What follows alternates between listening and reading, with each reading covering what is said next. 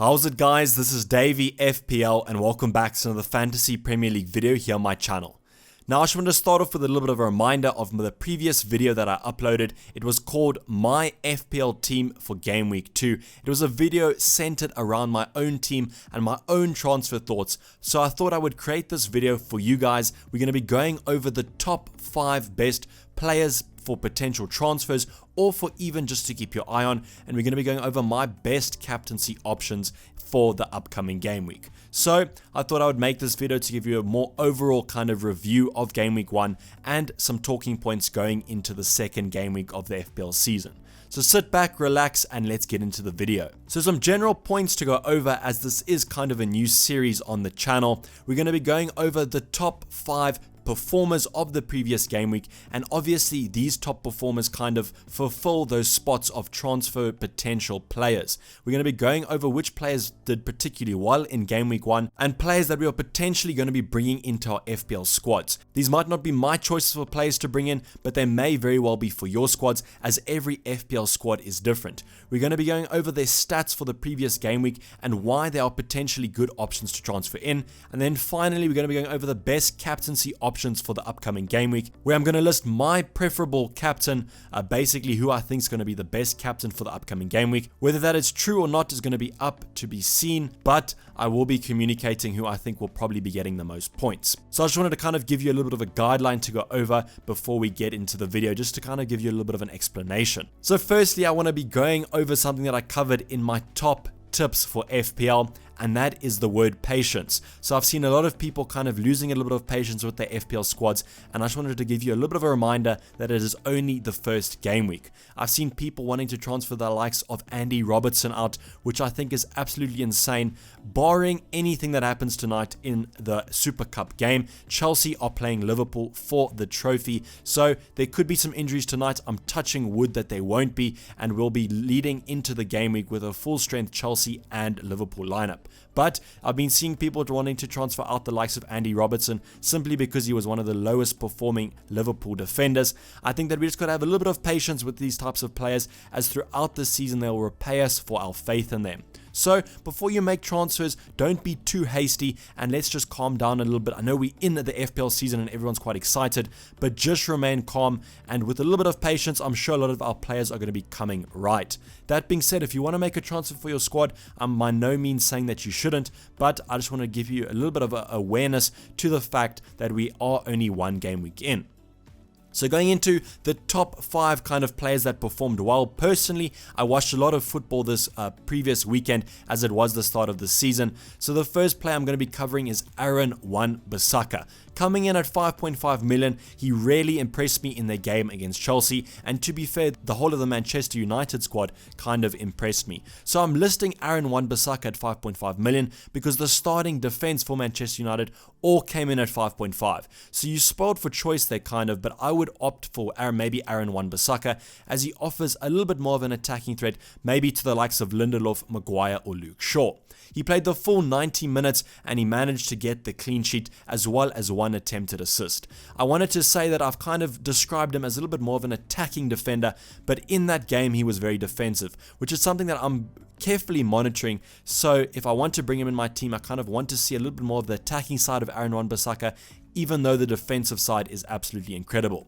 So 1 attempted assist is a little bit disappointing, but I'm willing to look past it, as it was a potential top 6 side in Chelsea. I'm saying potential, as to whether they finish in the top 6 is still to be decided, but they were a top 6 side, even a top 4 side last season, so I'm covering them as that. So maybe Manchester United wanted to be a little bit more defensively sound for their fixture against that top 6 side, so I can kind of look past the 1 attempted assist, and it's going to be interesting to see the system that they play against Wolves on Monday will be. There's been talks about Manchester United playing a potential 5 at the back, which can hopefully free up WAN-BISSAKA on that right hand side, and he can get forward a lot more, as he will have that extra centre back to kind of cover him defensively. So 5.5 is a great option, and I think that Manchester United, as I said in my preview video, for the upcoming season where I did my predictions. I said that Manchester United will probably keep a lot more clean sheets, and I can definitely see why. The addition of Harry Maguire and Aaron Wan-BISSAKA looks like it's done wonders for them, and I'm hoping that they can keep up some of this defensive form going into the season. Wolves away is a tough fixture, which is why I'm willing to wait maybe one game week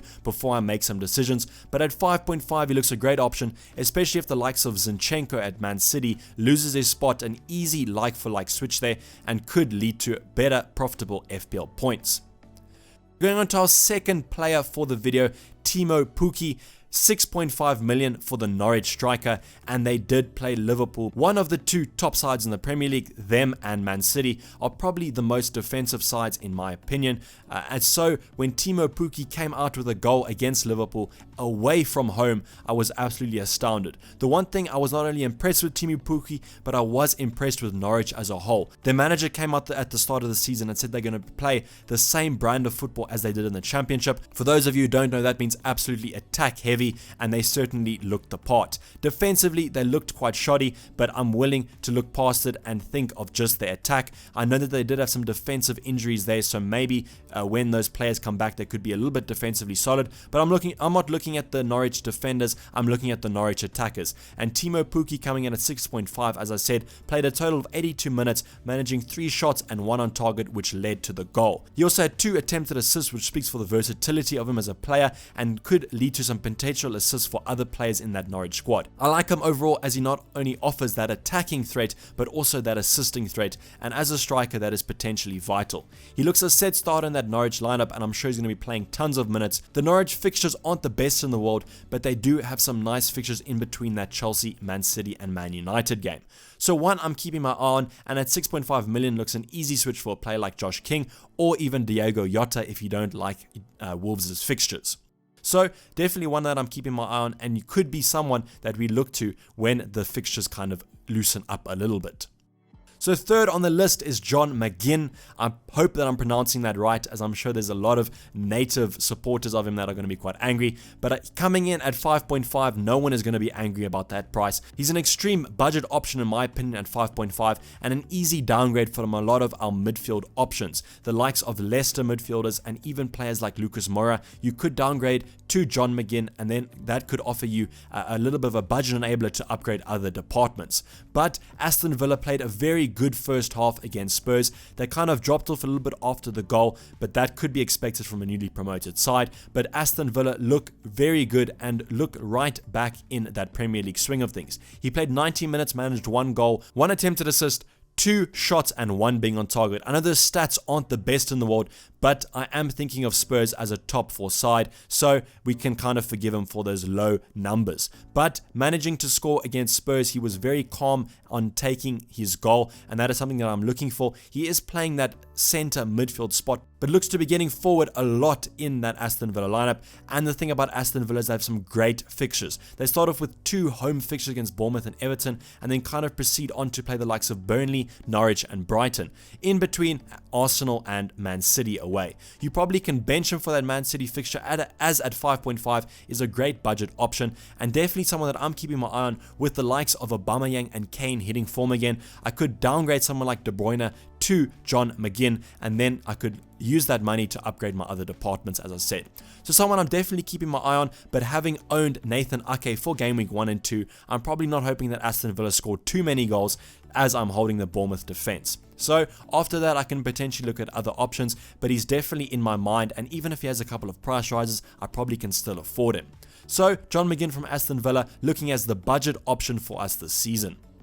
Then going on to another striker, Ashley Barnes at 6.5 million. I spoke about the Burnley striker in my preseason videos, and it looks like he's continued that form of preseason into the FPL season. So Burnley's fixtures start off a little bit bad against Arsenal and Wolves, and then they play the likes of Liverpool. So for me, this is kind of a wait and see before you move for Ashley Barnes, and that will give us enough time to kind of see how Burnley are setting out and if they're on top form again. He played 83 minutes, which is basically the whole game, and managed 2 goals, 4 shots, and 3 of those being on target. He offered no attempted assists, but as I said in my preseason video, the Burnley strikers are more finishers than suppliers. So I can definitely see myself owning Ashley Barnes somewhere in this season, as he comes in quite cheap for a striker.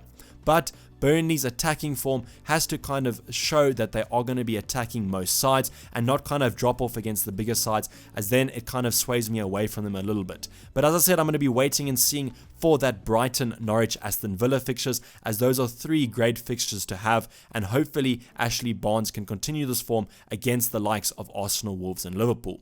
So you can look at him as a potential replacement for someone like Josh King, or bring him in for a downgrade for someone like Wilson, even if you have him.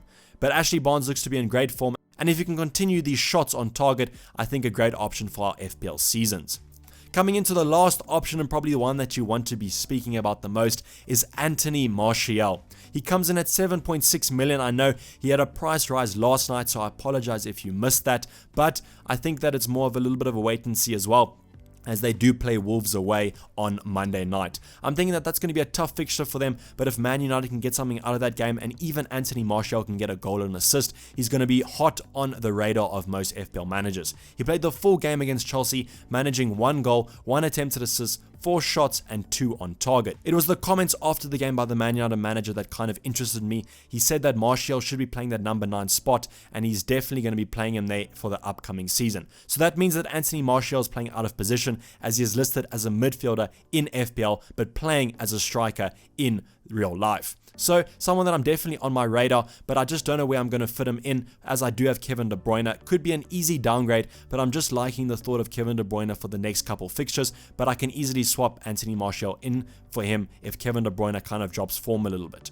But one that I'm keeping my eye on, but as I said, a little bit of a wait and see, as they do have that Wolves fixture. If you have already moved for him, congratulations on keeping that price at 7.5, but if you have missed out on him, don't be too heavy-hearted, as we could look ahead to future games and just see if Man United are really going to keep up that form that they had against Chelsea. So going into captaincy, I have 3 main captaincy options this week.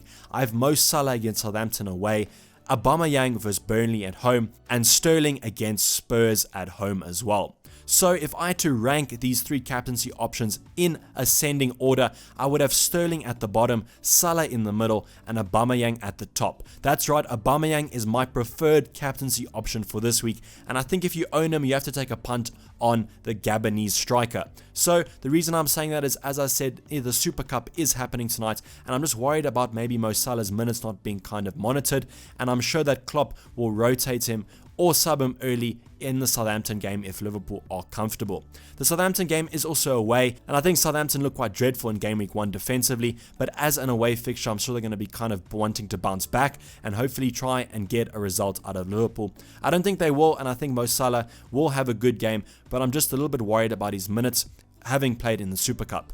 With Aubameyang, he's almost certain to play, and I think that it's not almost the fact that Burnley are bad defensively. They were quite defensively sure this weekend, and I'm sure they're going to be defensively strong this whole season, but it's just the fact that Arsenal always beat Burnley, and Aubameyang is always amongst the goals. So a little bit of a history fact there for you, and if you want to kind of go off history, you can go for him, but even if it wasn't the history, I still would go for Aubameyang, as that home fixture is a little bit too hard to ignore, and Arsenal are always more attacking at home than they are away.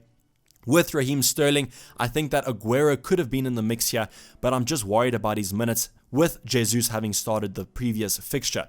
With Sterling, you kind of assured a start there. Aguero always is good against the top 6, but I think for minutes, Sterling is assured here, and I think that they will beat Spurs at home, and you almost can be certain that Man City will score, but I just don't know if it will be Sterling, and I don't know if it's going to be a 4-0 or a 5-0 as it has been in previous fixtures like the last one against West Ham. So I think a 1 or 2-0 victory for Man City will probably be the predicted result, but Sterling could be in the mix there, so if you want to take a little bit of a differential punt, you can go for Sterling, but I'm always kind of more of a fixture manager, and I'm always going to be going for the better fixtures. So that's why I'm kind of put off a little bit by the top 4 fixture of Sterling, and I've gone for the likes of Mo Salah and Aubameyang. As you saw in my preview video, I'm going to be going for Mo Salah simply because I don't have Aubameyang, but I think if you do have Aubameyang, you probably should go for him. So I hope you've enjoyed this video, and please leave any comments down below with suggestions. I hope you've enjoyed this little bit of a new series, and I'm hoping that I can continue it in future game weeks. But otherwise, like the video if you did enjoy it, and subscribe if you're new or have just not subscribed yet. I hope you're enjoying the content here on Dayvy FPL, and I hope that we're going to have a cracking season. So as I said, hope you've enjoyed the video, and go check out my team preview for Game Week 2. It was the video I uploaded last. So I'm going to be signing off otherwise. This has been Dayvy FPL, and I'm out. Cheers, bye.